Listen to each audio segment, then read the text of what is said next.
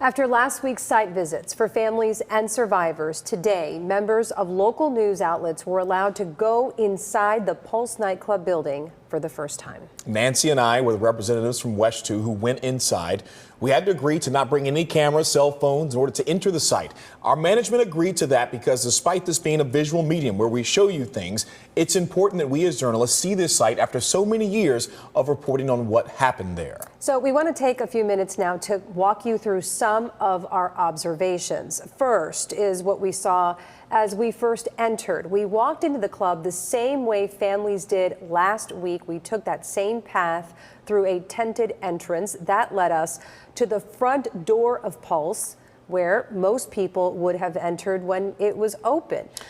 As soon as we walked in, the front desk that you've seen some of that body camera video from officials was right there.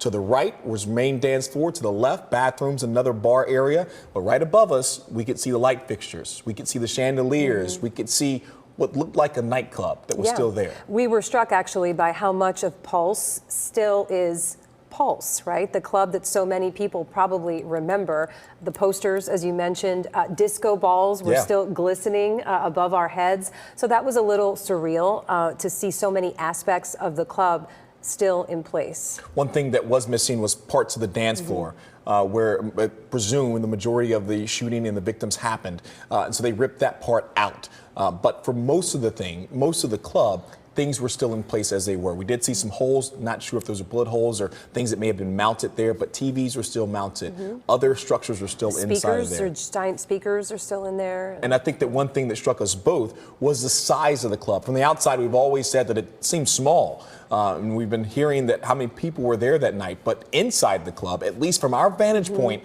with no furniture at all inside, the club was very spacious with two sectioned off giant areas. And that's important to note. You know, we walked in there with the lights on. There was no music playing. It was a very small group of journalists. As you mentioned, no furniture in place.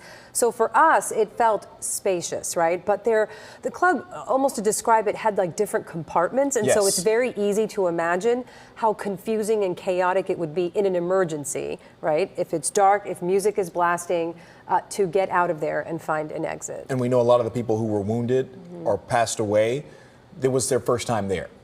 And if you know the place that you walked in, you don't necessarily know the place to get out. And because the lights went out after the shooting began, you can see why people were stuck. And it was almost a vantage point of if you went in one direction, it seemed like you were quicker to get out. Their doors led you to the outside patio that led you to the street. If you went the other direction, there was doors to the bathrooms, to the changing room, to places where there weren't places to get out. And people got stuck in those areas. And that's also where we saw holes in the wall that OPD used to explode to get to inside the club to get those victims out and to also take down the suspect. Again, these are spaces that we have reported on for years, so it was really surreal to actually see them for the first time ourselves. And one of the places that we wanted to see inside the club is, again, one of those spots that we have really focused on with our reporting. We've showed you the picture, the kitchenette behind the main bar at Pulse. Our colleague Michelle Imparato has done extensive reporting on this area because of what survivors have told her through the years. Take a listen. And there was another door, but that door was blocked. By me going back, I would say it was like a refrigerator, but it was huge, like it was blocking. But I knew because I could see the outside of it. So there was a refrigerator in front of the door? Yes, blocking that door. Did you try to move it? I tried, but that's when I noticed I had a shot wound on my right shoulder. Because when I tried to push, I couldn't. And that's when I was like, why can't I, move it? I'm like, I'm a big person. I know I can move this, but I didn't have the strength for it. So who you just heard from there is Jose Diaz-Ubiles. In an interview 2 years ago, he told Michelle about a refrigerator blocking his escape from that kitchenette during the attack, and we went right to that spot. Earlier this year, Michelle got this photo of that room. This is where the refrigerator was. It matches police records and it matches what Jose told her. Now, when we were inside, this area right here that seems like it's where you can put some different food or other items was gone. Only thing left was the sink and what appears to be a door. Yeah, what was always unclear here was whether this was a working door or a large window. It's important to note the city and Pulse's owners at the time told us that this was not an exit. But what we saw today was this. We saw this Yes. door. It has a handle. We touched it. We shook it. So it was definitely a door in that spot. Right now, they also have a wood planking up for air conditioning purposes, but the glass door itself was there.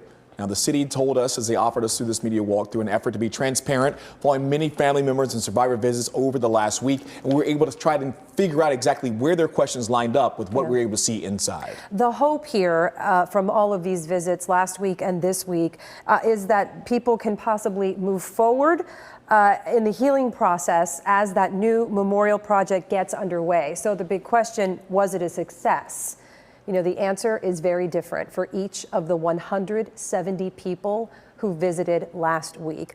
But I think our commitment is to continue covering this story no matter how many years pass, as long as one survivor, one family member have a doubt or a question. And now this property could be also part of ongoing litigation as people continue to stress that they want more answers. And it's answers that we hope that one day each of them will be able to get. We'll stay on top of this story as it continues to develop. All right.